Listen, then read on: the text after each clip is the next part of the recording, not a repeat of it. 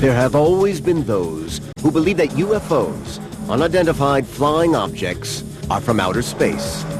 But the truth may be closer to home.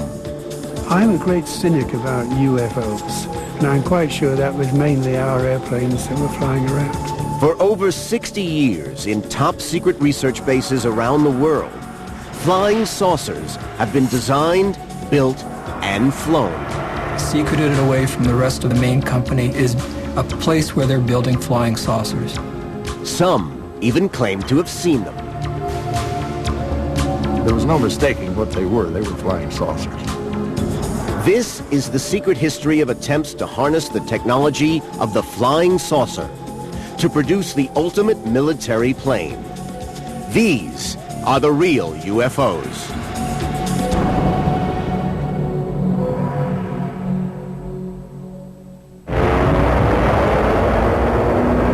The story of the real UFOs begins in Nazi Germany. As victory in the Second World War was slipping from their grasp, German scientists were trying to perfect weapons that might turn the war in Hitler's favor. One of these was Victor Schauberger, an inventor who had produced models for a flying saucer. It had met the promise of a flying machine that could maneuver like a helicopter, but travel at supersonic speed undetected by the enemy. Schauberger's craft utilized a tornado-like vortex, which produced magnetic effects causing levitation. Victor was recognized by the German government, actually met with Hitler, and later was inducted into the SS and put to work further developing this flying saucer concept. He worked alongside a group of brilliant German engineers, including Rudolf Schriever, Andreas Epp, and Dr. Richard Miete. All produced highly advanced designs. The Germans actually had three separate developmental areas for flying saucers, one at Peenemünde, one at Breslau, and the other at Prague. At all these three facilities, flying saucers flew. The Germans had, in fact, gone far enough into development and testing that aircraft were in the air. And one company, Messerschmitt, and had flown a complete saucer-shaped aircraft. These pictures of the early prototypes resemble photographs of UFOs that would emerge in the coming decades. But this was not the world of science fiction. These were highly advanced UFOs. For the German military, this lethal weaponry was being developed to win the war. The battle for air supremacy in World War II dominated the military struggle in Europe. By 1944, the tide was about to turn against Germany and Hitler's Third Reich.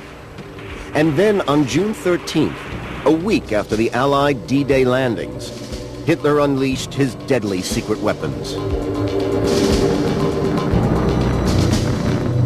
Over a period of 2 months, thousands of V-1 jet-powered flying bombs attacked London. Some were shot down from the ground, others in the air. This deadly development in warfare technology was to start a whole new era of military aviation history. The use of flying saucer technology to produce even more efficient killing machines was to be the culmination of this research. During the Nazi period, we had a flowering of new thought, of scientific thought, of technological development. These scientists were freed up to do a lot of work. They developed science in every field that is relevant in our lives today, and as a matter of fact, we're still living off that carcass. But there was nothing new about the basic principles of rocket science.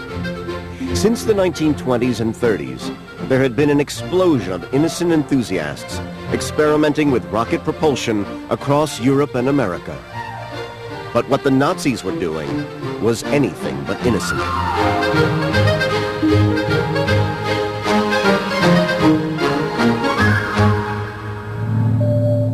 At their deadly weapons research facilities, scientists were working on a new generation of weapons.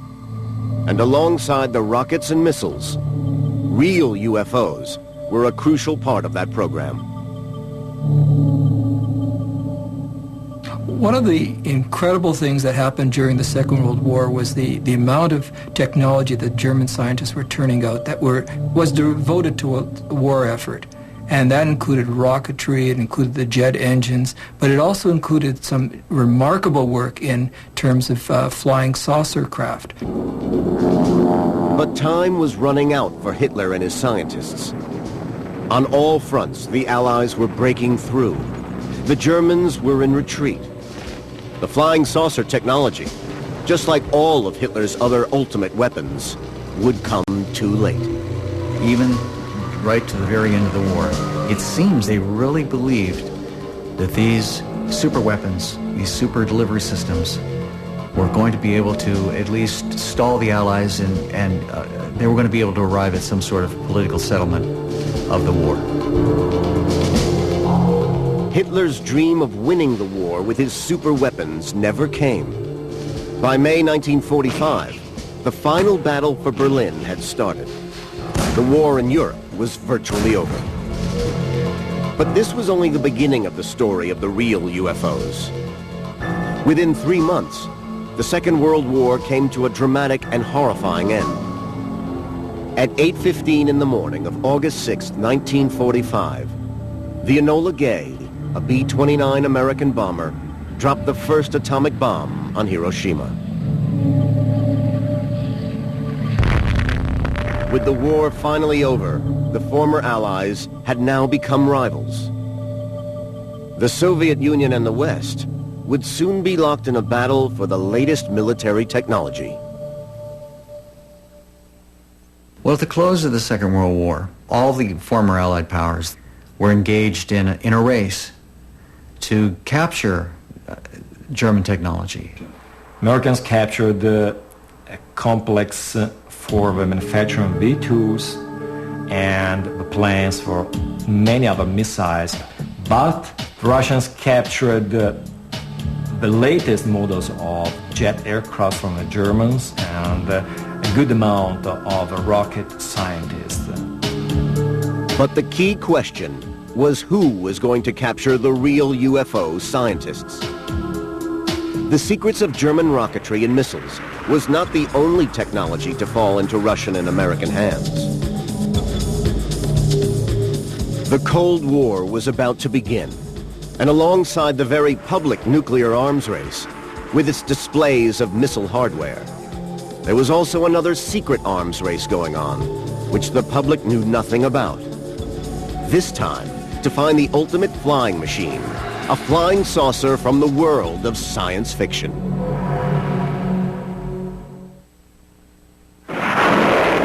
During the Second World War, there was a major technological revolution in jet propulsion, atomic physics, and real UFOs, flying saucer technology. The Germans had led the world in the development of real UFOs, and now their ideas and scientists had fallen into the hands of the two superpowers, Russia and America. German UFO flying saucer engineers Victor Schauberger, Rudolf Schriever, and a Dr. Mita were secretly working for the Americans, while Andreas Epp was reported to be working on flying saucer projects for the Russians. Both Americans and Russians exploited really a lot the scientists that they captured at the end of the war. And they used this technology and these guys to develop their science during the Cold War. By the end of the Second World War, the former Allies had become rivals, and the Cold War arms race had begun. The focus of the American efforts went on developing rocket and missile weapon systems. It seemed that the captured German flying saucer technology had been put on hold. Then in 1947, there was a report of a UFO flying over America seen by an American pilot, Kenneth Arnold. He was flying near Mount Rainier in the state of Washington and witnessed 9 flying discs some distance from him. When Arnold landed, he told his story to the local press. I was approximately 25 to 28 miles from Mount Rainier, and I noticed to the left of me a chain which looked to me like the tail of a Chinese kite going at a terrific speed across the face of Mount Rainier. They looked something like a pie plate that was cut in half with a sort of a convex triangle in the rear. Well, Kenneth Arnold started a firestorm. He was able to calculate from known landmarks how fast they were flying, and found they were flying at 12 or 1,300 miles an hour. And from his description, once he landed and gave this story to the press, he described these objects as if they were saucers skipping on water. And today, that's how we have the word flying saucer. From out of nowhere, the flying saucer mystery is with us. What is the flying saucer? What do people see and sometimes photograph? What's behind the daily reports of aerial phenomena in the nation's press? U.S. television and radio began reporting eyewitness accounts of members of the public who claimed they had seen UFOs in the skies over America. I glanced up and there were 3 flying saucers in a V, approximately a half a mile away from me at an altitude of 350 feet. Is this what Weisberger saw? America was gripped with UFO sightings and flying saucer fever. The military was eager to deny it was anything to do with them, and went on television to reassure the American public. We can say that the recent sightings are in no way connected with any secret development by any agency of the United States. In my position in the Research and Development Organization of the Bureau of Aeronautics and of the Navy Department, I am thoroughly familiar with both our aircraft and our guided missiles programs, and can state without reservation that the Navy has no saucer-shaped aircraft or missile in any of these programs. Then in July 1947, in the midst of the UFO fever, came a startling report by another serving American officer. He announced to the press the discovery of remains from a flying saucer found in Roswell, New Mexico. Within hours, the story of the Roswell incident exploded around the world.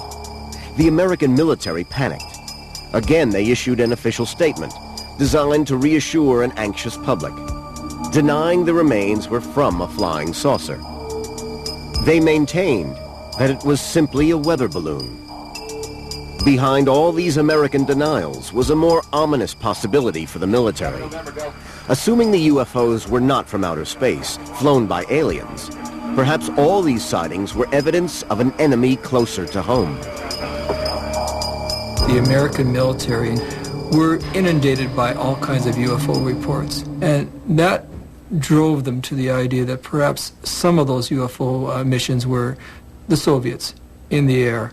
The Americans captured the very exotic blueprints of very advanced designs for aircrafts, and among them there was the Horten 229 by the Horten brothers.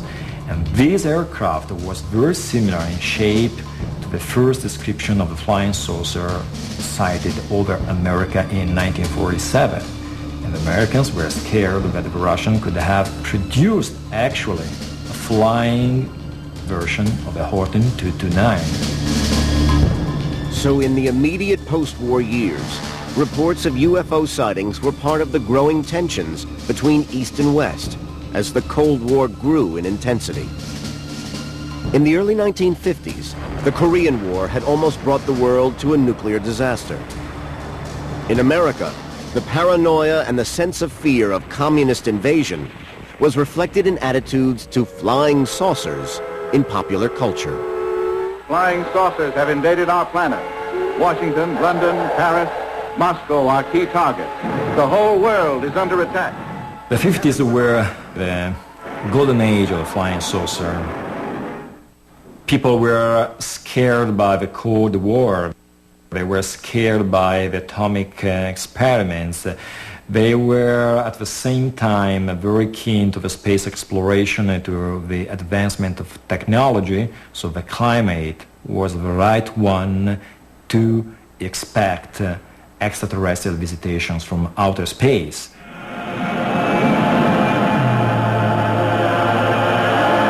Gee whiz! Invaders from Mars. He saw them land from outer space. He saw them capture innocent people only to destroy. But for the American military, the continued rumors and speculation was ideal camouflage for the real UFOs. All over the deserts of America were sites like Area 51, White Sands, and Los Alamos, where alongside missile tests and space programs, there were hundreds of other mysterious top-secret projects.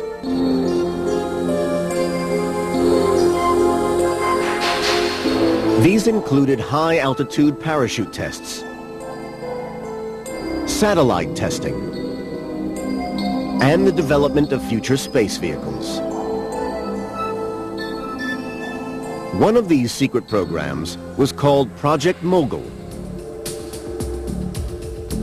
Project Mogul was a top-secret program to listen in on the Russians using equipment on high-altitude balloons. The American military were desperate to discover secrets of the Soviet program to develop a rival atom bomb. They needed to know when the Soviets were testing one of their weapons. It was not until 20 years later that the U.S. government was forced to confess that the Roswell incident back in 1947 was in fact secret military testing by the Americans. They published a report which concluded that what was recovered was not the remains of an extraterrestrial spacecraft, but debris from a then classified Army Air Force research project, codenamed Mogul.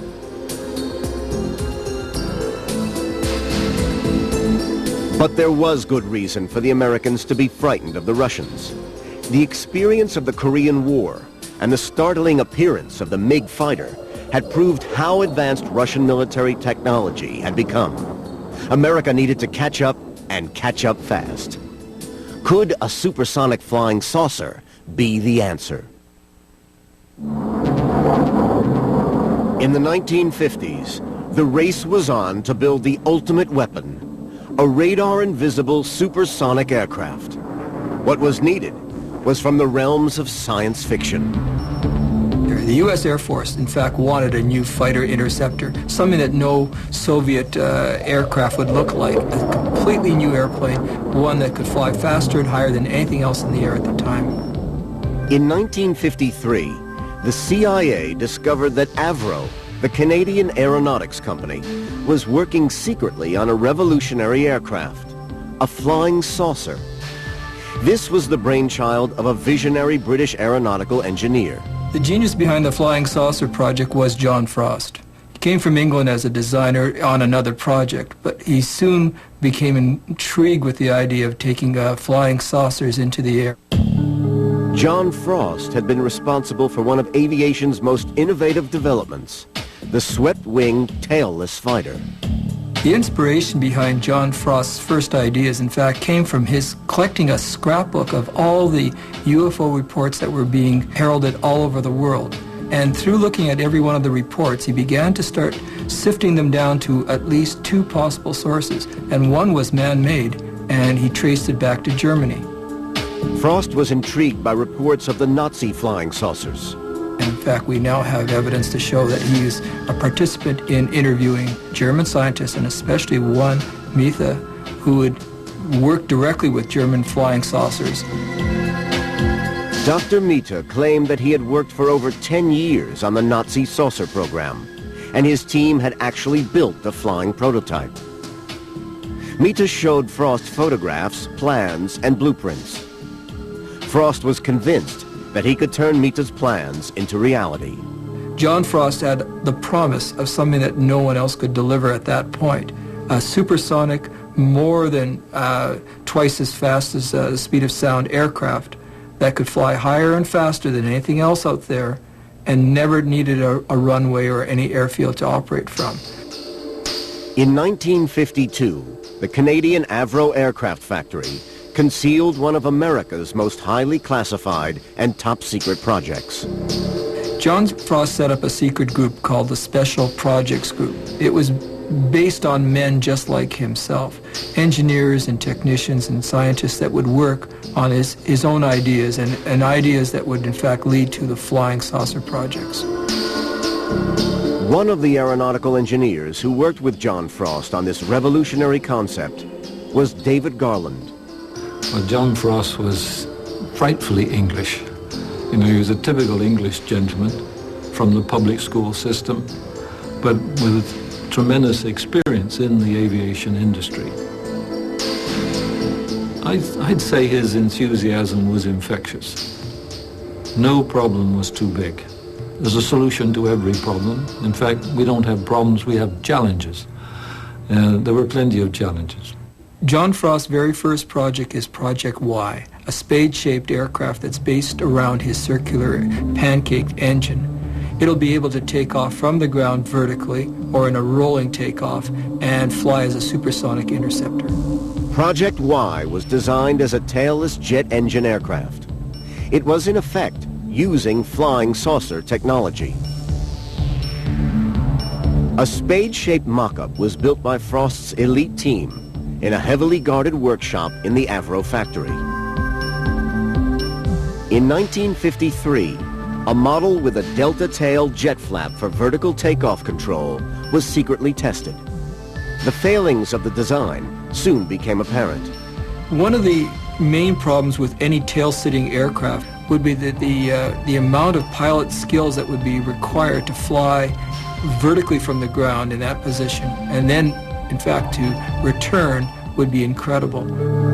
John Frost now concentrated all the efforts of the Special Projects team on the development of a circular design, essentially a flying saucer.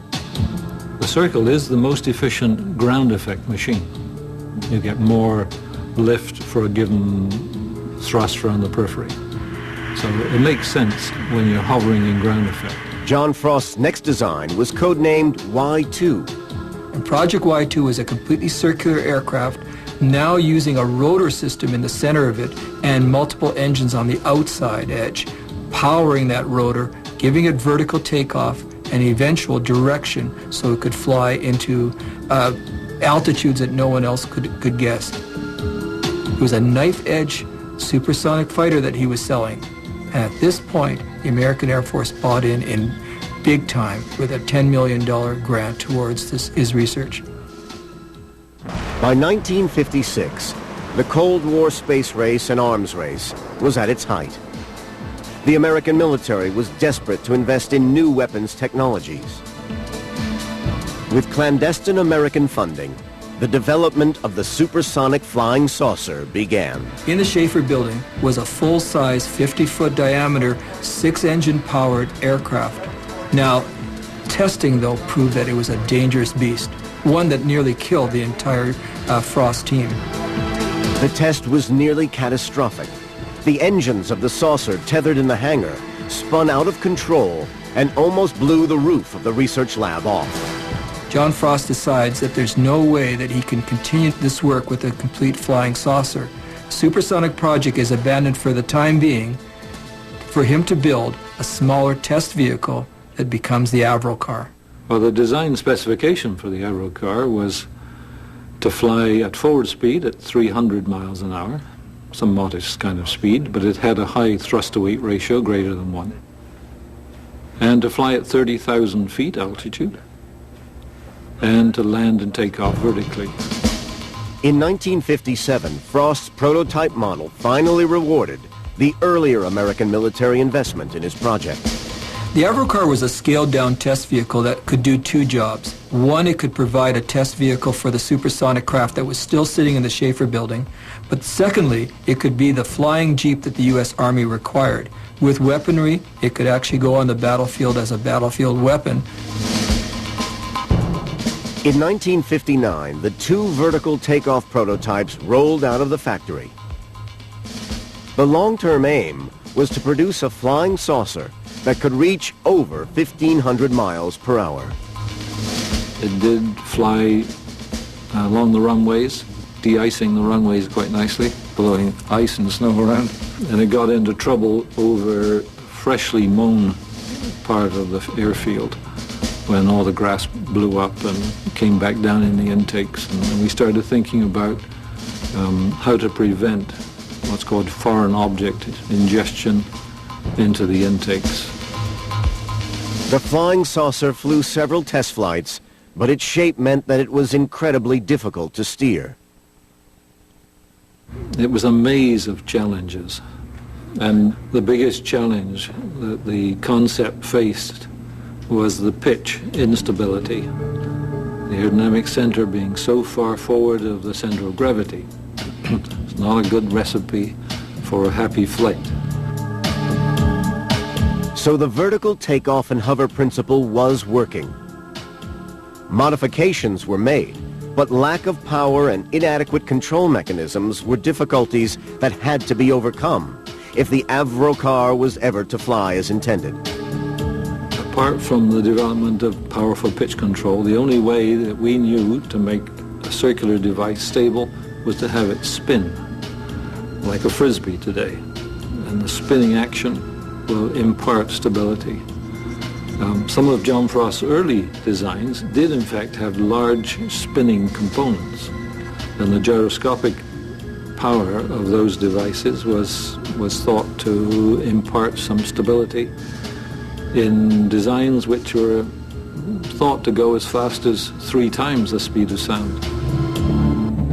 Frost was convinced he could control the instability problem. But the Americans insisted on adding a swept tail unit. Frost considered this was a betrayal of his original concept.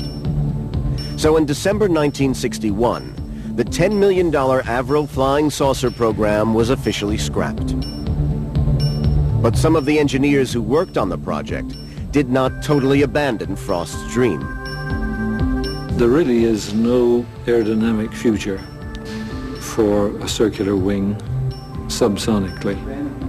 Supersonically, with a few modifications and tweaking to its shape to make it a little more like a delta wing, one might see a possible outcome.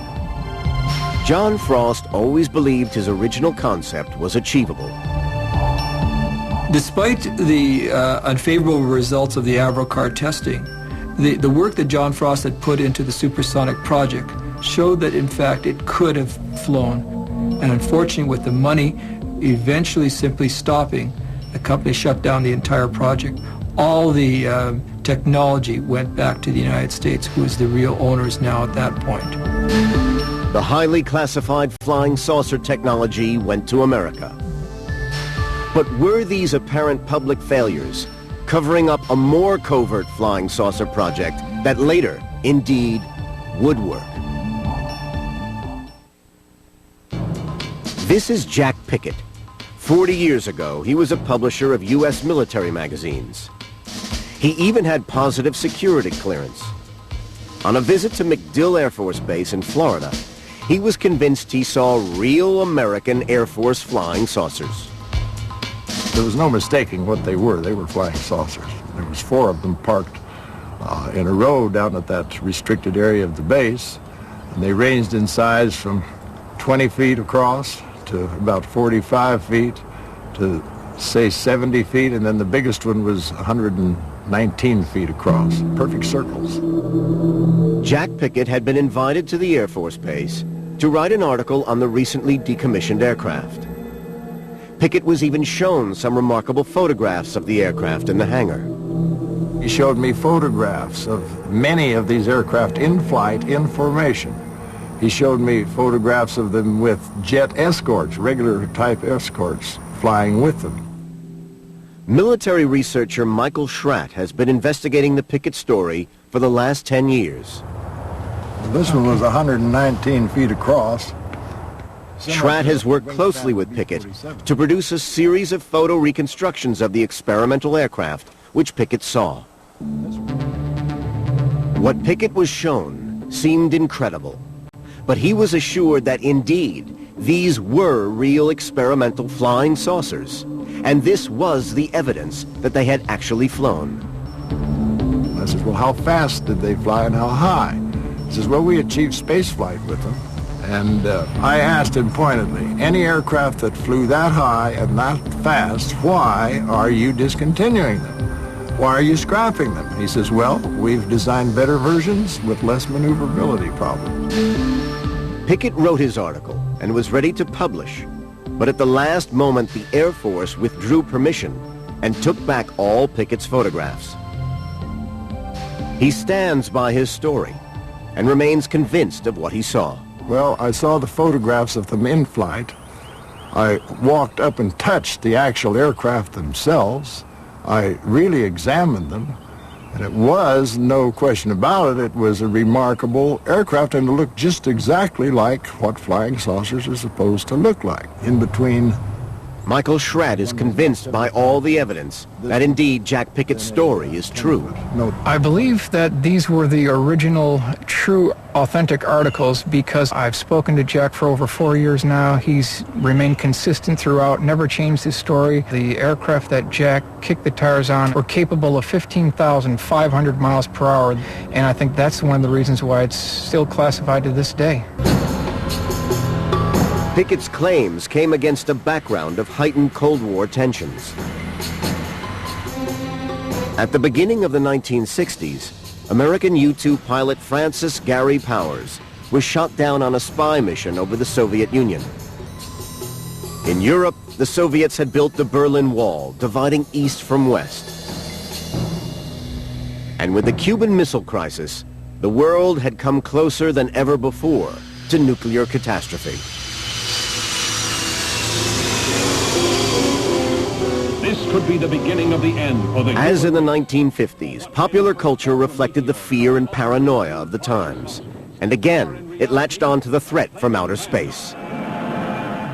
The nations of the world mobilized their armed might, rushing to defend the Earth against the unknown weapons of the super race from the Red Planet. There was suddenly a wave of UFO sightings. We jumped out of the car and stood by the side of the road just as this thing passed over our heads, barely above the treetops. It was hovering over the house and it was moving side to side directly over this house. And as far as what it was, I wouldn't have the slightest idea. I've been researching UFOs for the last 25 years, and I do believe that most, but all of the witnesses are reliable people having seen something strange in the sky. Most of the times they have seen man-made phenomena or natural phenomena like weather balloons, planets, satellite re-entries, stuff like that. But there is actually a small but significant percentage of sightings that cannot find any explanation at this time. But there was one explanation for these mysterious UFO sightings, and it didn't involve extraterrestrial creatures. I'm a great cynic about UFOs, and I would say in a single sentence that practically every UFO, other than those that are being taken by using saucepan lids, every UFO other than those has probably been under contract to the U.S. Air Force. In the 1960s, Alan Brown was working at the Lockheed Secret Experimental Skunk Works in the Nevada desert. It was a time when both Russia and America were afraid of each other's nuclear strike capabilities. The Russians relied heavily on satellite technology to spy on the United States. The Americans invested mainly on manned surveillance aircraft. Lockheed had built the top-secret U-2 high-altitude spy aircraft, designed for covert surveillance over Soviet territory. But it was vulnerable to enemy radar. When the first U-2 was shot down over Russia by surface-to-air missiles, it was recognized even before that time that the U-2's life probably wasn't going to be very long because it was not designed from a stealth point of view, and it was seen that they would have to do something pretty drastic to make improvements. Flying saucer technology might produce the ultimate aircraft, one invisible to radar. A competition was started to replace the U-2. Lockheed, in fact, won the contract, and I was involved with that in an airplane called Have Blue. And the program did change very quickly from a confidential clearance to a top secret clearance when it was realized just the enormity of what could be done with an airplane which was essentially invisible to radar. Over the next 10 years, shrouded in secrecy, a new generation of stealth fighters was rigorously tested in Area 51, the U.S. government flight test base in Nevada. There's no question that you have to have large-scale testing over a large area, which means that there's going to be people on the periphery who are seeing these funny-looking objects flying around, which immediately get reported in the popular press as coming from Mars, Saturn, or you name it.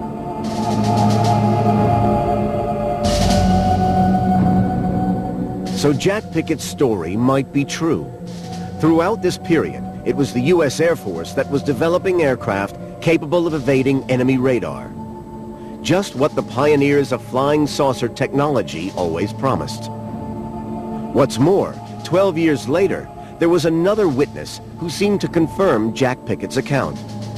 Warren Botts, an ex-8th Air Force pilot, saw an identical flying saucer aircraft hidden in a restricted hangar while visiting Wright-Patterson Air Force Base for a pilot's reunion. To my surprise, I saw this huge disc airplane and was almost wall-to-wall in circumference, and it was jet-powered from what I saw. I started to walk over to look at it, not thinking anything about it, and an armed guard, stopped me and told me I'm not allowed to be in there. So I left, but I did see a large circular airplane in there. Michael Schratt now had personal testimony from a second witness of the highly classified flying saucer. He briefly described the exact same aircraft that Jack Pickett had seen it, and described other features that Jack didn't describe, and so when I put these two men together, then I knew I was dealing with a real subject. Despite much skepticism, Warren Botts, like Pickett, remains convinced. People that I spoke to since that time said it never existed, which I think they're wrong, because I know what I saw. I believe that we do have flying saucers. They did exist, and they do exist now.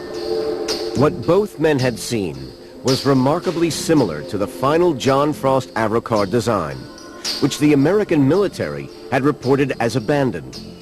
Many believe that far from being abandoned, research into flying saucer technology had continued. I think it's definitely being experimented today, because not only can get to your enemy completely unannounced, but you have radar invisibility, you've got the acoustic invisibility, no runways necessary, you have the potential to fly outside our atmosphere into space, and that is the holy grail that the U.S. Air Force always had wanted from the beginning. There still remains much classified material on the development of flying saucer technology. But by the end of the century, American scientists and engineers had fulfilled many of the hopes and dreams of flying saucers. A fighting machine that could travel at supersonic speed, undetected by radar, based not on a circular disc, but a pyramid.